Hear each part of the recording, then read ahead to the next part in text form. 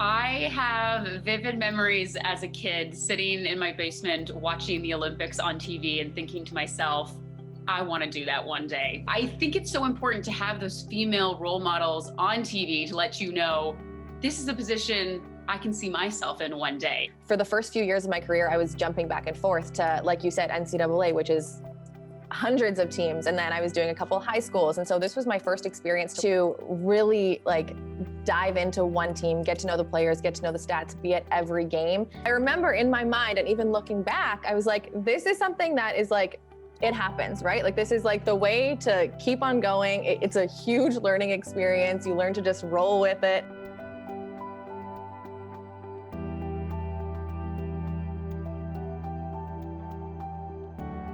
Lindsey Hamilton joined TSN in 2016 as an anchor of SportsCenter. She also hosts The Morning Loop and has worked on many other events such as NHL on TSN, Trade Center, and the Masters. Lindsey started working in broadcasting at a young age, becoming the first host of the Family Channel in 2008. She would join the Toronto Marlies family in 2014 as an in-arena host and also worked Toronto Maple Leaf games and team events.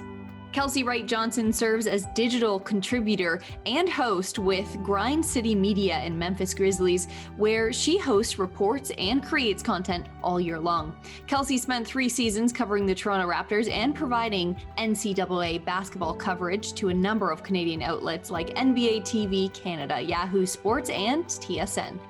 Kelsey spent the 2018-19 season as broadcast host and sideline reporter for the Toronto Marlies, along with other duties at MLSE, including in-arena host for the Toronto Argos. Toronto Marlies fans, this is a panel I have been waiting so long to host. We are talking women in sport. Where are they now? We've got Lindsey Hamilton. We've got Kelsey Wright Johnson. You probably recognize them, but we are going to fill you back in on where they came from, when they were with the Marlies, and what they're doing now. Ladies, thank you so much for joining me.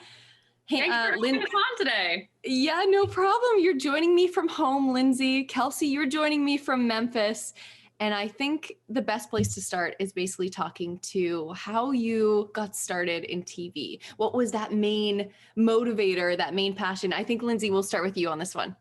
Sure. So I've always loved sports and I've always been a very curious person ever since I was little. So the involvement in broadcasting has been something that's been top of mind for years now. I got involved in the industry in an unorthodox way when I was about 13 years old. I got in TV and film, but I've always played sports ever since I was a little kid. I'm the middle child in a family of 5. Everyone was always doing activities. It was very competitive. We were all playing sports. So the collaboration between sports and being able to interview people and talk about it for a living is a dream come true. And Kelsey, how did you get your start in TV?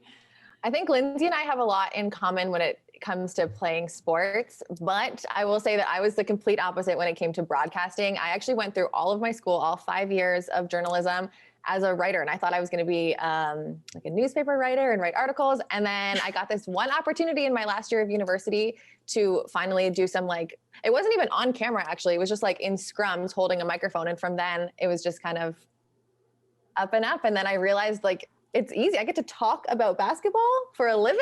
This is amazing. And you have a little bit of that in your DNA as well, which I know we are going to get to. Now, it's so cool seeing someone who is like you on TV or doing something that you want to do. Lindsey, actually, what's so funny is when you were doing your thing, you were one of the people I looked up to, and you were kind of a North Star to me because I was like, I wish I could do that. And I remember chatting with you. And here we are. So what I want to know is, who is someone that you looked up to when you were first starting out? I have vivid memories as a kid sitting in my basement watching the Olympics on TV and thinking to myself, I want to do that one day. Brenda Irving at CBC was a huge influence in my career path. In my later years, I really looked up to Jennifer Hedger, who of course is at TSN. Christine Simpson is someone else who has paved the way for so many other females in this industry. So I think it's so important to have those female role models on TV to let you know, this is a position I can see myself in one day. And I would say they were all really large influences in my own career journey.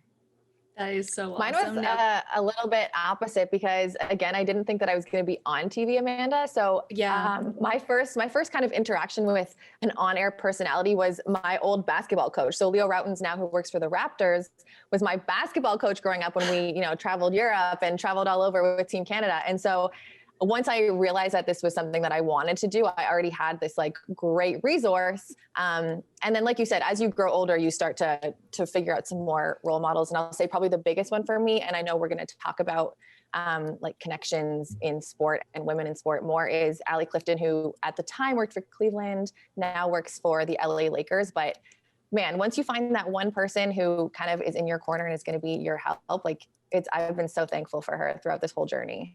Penny Wright, your mom, first female referee in men's university basketball. That is pretty cool. And I'm sure that that's something that you saw happen as well and was like, okay, no, women can definitely show up in this game.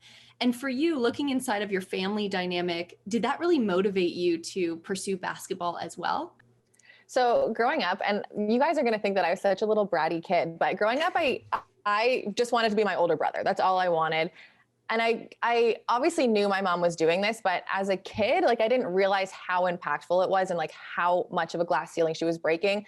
Once I got into maybe my early 20s, I was like, wow, like my mom, to be the first at anything is incredible. To be the first woman to do something in a male dominated area is like, I look back now and I'm like, wow, my mom deserves all the kudos. And I think now she motivates me to be the first to do everything, like as Lindsay said, once you see something done by someone, it's easier to see yourself kind of break those ceilings as well. Growing up, I didn't. Now I look back and I'm like, wow, my mom is a boss. Now, Lindsay, you already mentioned this, family of four. There's got to be a lot of competition in there. Is that where all of your competitive kind of gusto came from, your family dynamic? Absolutely. And obviously, I give a lot of credit to my parents. I think it's something you recognize later on in your life, just how much your parents committed to you and to your success and how many sacrifices they made so that I could have every opportunity available to me. And I'm just so grateful for that. And then Kelsey, you mentioned your siblings. My siblings were such a huge influence in my love for sports. My older sister was a national gymnast. And I mean, she was training 25 hours plus a week at the age of 10, and to be able to see that from a young age and the dedication and all the great values that sport teaches us, I definitely was really inspired by my siblings all the time. One of the experiences that you did have, maybe it wasn't in childhood, but in 2014, this is something we share in common. You were the in-arena host for the Toronto Marlies, and it's a position I hold near and dear to my heart, but I would love to hear about what you cherish most about the experiences with MLSE, the Toronto Marlies, the Toronto Maple Leafs. Amanda, Toronto Marlies and Toronto Maple Leafs fans, they're just incredible. They're truly some of the most passionate fans in the world. And I really think that passion extends from their knowledge to players, to the game of hockey as a whole, and then their involvement in the community as well, the importance of giving back. Some of my fondest memories with whether the Marlies, the Maple Leafs, were experiences to go into schools and talk about anti-bullying, work through the MLSE Foundation and various initiatives they've done throughout the years. And I've seen fans get on board with those initiatives, and it just goes beyond their love of hockey. It truly is fans wanting to give back to their community. Now, for both of you, you've both honed in on your crafts as well. Kelsey now making that jump into broadcast from something you never expected. You did so many things for MLSE specifically, sideline reporter for Toronto Marlies. You also did the Argos in arena or in stadium, I guess you would say. From covering NCAA basketball coverage to NBA TV Canada as well. What kind of drew you to MLSE specifically?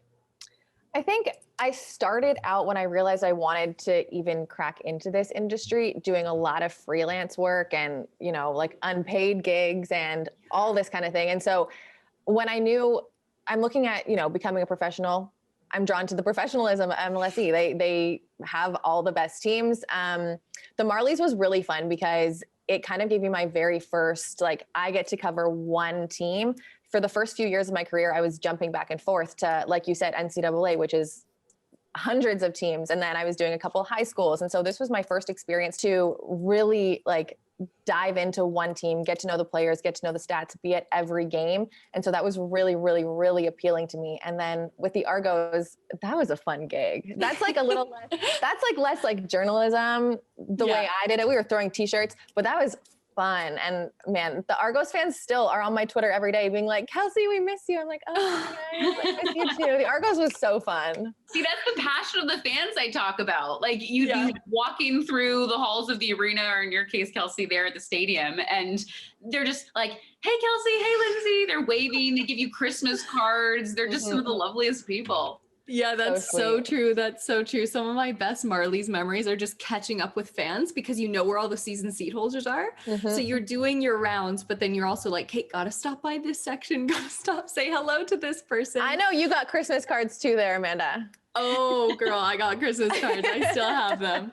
I gotta know from both of you. Kelsey, we'll start with you, and then Lindsay, I'll give you a moment to think about this one. What's your favorite memory or even interview specifically with the Marlies? With the Marlies. Okay, can I give you two? Yeah. Okay, so I'm gonna say my most memorable one, like career-wise, I was doing an intro and we were playing, it was one of our family day games, and I was doing my like, hey everyone, like welcome into the broadcast. And the opposing team came and they were all walking right in front of me onto the ice. And I remember, I know it was not great, but I remember in my mind and even looking back, I was like, this is something that is like, it happens, right? Like this is like the way to keep on going. It's a huge learning experience. You learn to just roll with it.